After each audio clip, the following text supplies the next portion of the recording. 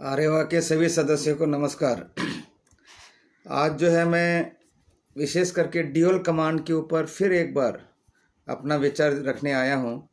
जैसे आप सभी को मैंने दिल्ली हाई कोर्ट से 19 नवंबर को जब हमारा हियरिंग हुआ था ड्यूल कमांड के जो केस पर, सभी को बताया था मैं शॉर्ट में। जैसे यह जो है 9वां ऑर्डर था कोर्ट की तरफ से।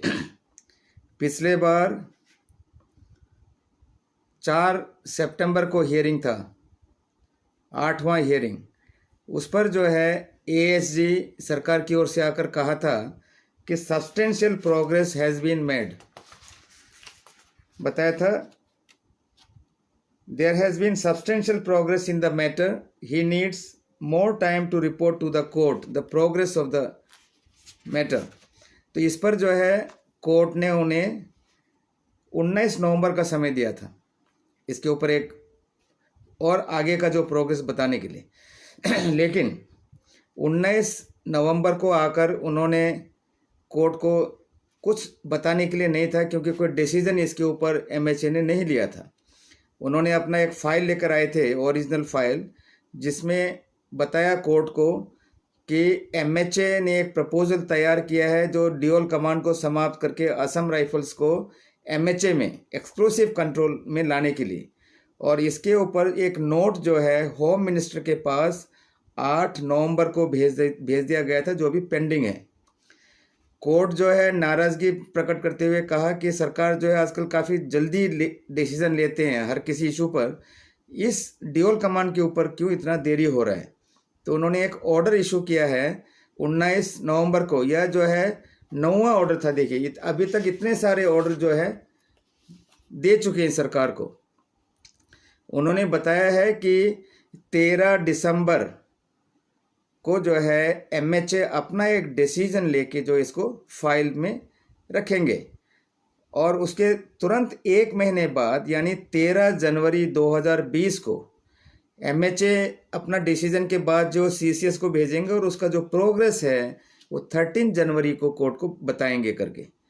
तो मैं जो है अपने होम मिनिस्टर से रिक्वेस्ट करता हूँ, क्योंकि ये जो ड्यूल कमांड का जो इशू है, जो हमारे जो एसोसिएशन ने करीब 5 साल हो चुके हैं इस एसोसिएशन को बने हुए, और बहुत ही इम्पोर्टेंट इशू है।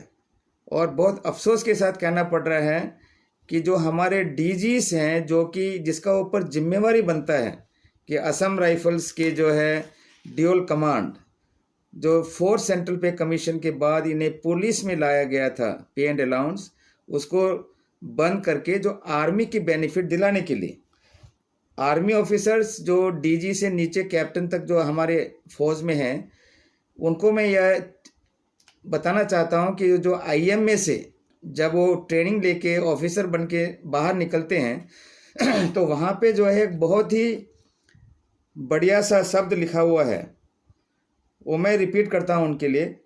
The safety, honour and welfare of the country come first always and every time. The honour, welfare and comfort of the man you command come next, and your own ease, comfort and safety come last always and every time.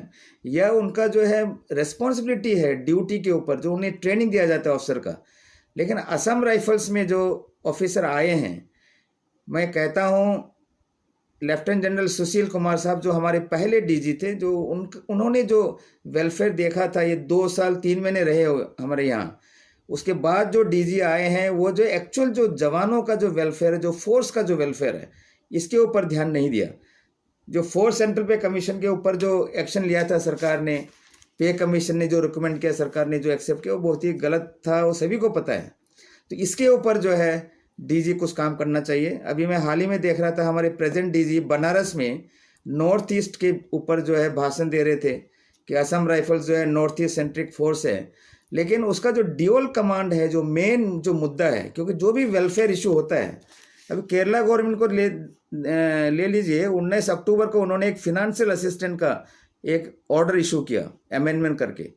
उसमें भी लिखा हुआ है name of the fund. देखिए chief minister का जो fund है, chief ministers defence forces / CAPF / GREF personnels welfare fund.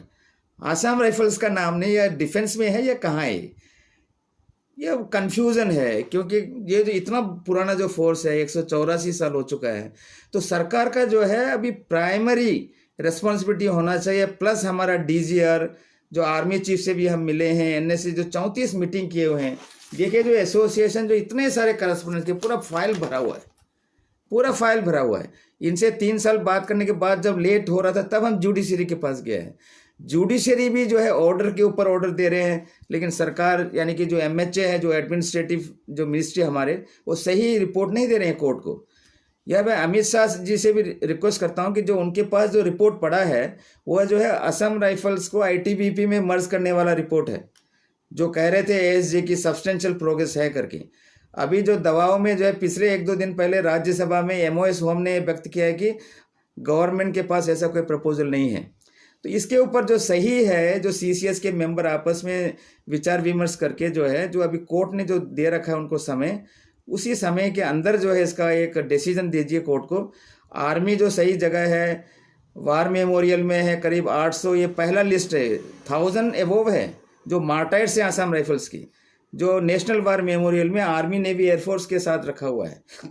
तो पूरा जो इनका ढांचा है, ट्रेनिंग है, काम है, 184 साल से जो है, तो उनको जहाँ पे रखना चाहिए उनको वहाँ रखिए, पूरा बेनिफिट इनको दीजिए, ताकि इनका जो काम कर रहे हैं equal pay for equal work जो कोर्ट कह रहे हैं, तो इनका जो है हो सके। लेकिन अब मैं बताता हूँ कि अगले बार जो इस साल जो आने वाले साल में हमारा दिल्ली में होने जा रहा है एजीएम, एनुअल जनरल मीटिंग, और मैं अपना पूरा यंग ब्रिगेड को खड़ा कर रहा हूँ।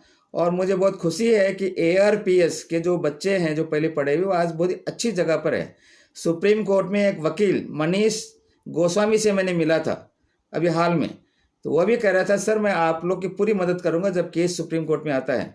और कई जो आर्मी अफसर भी हैं, ब्रिगेडियर रैंक में हैं 3 आदमी, आईएएस अफसर हैं।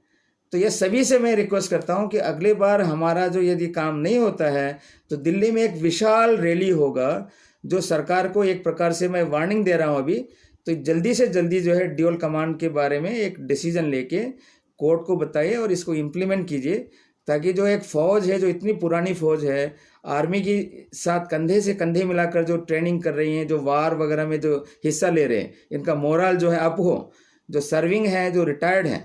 तो इतना कहते हुए मैं सभी से विदा लेता हूँ। Thank you, good bye.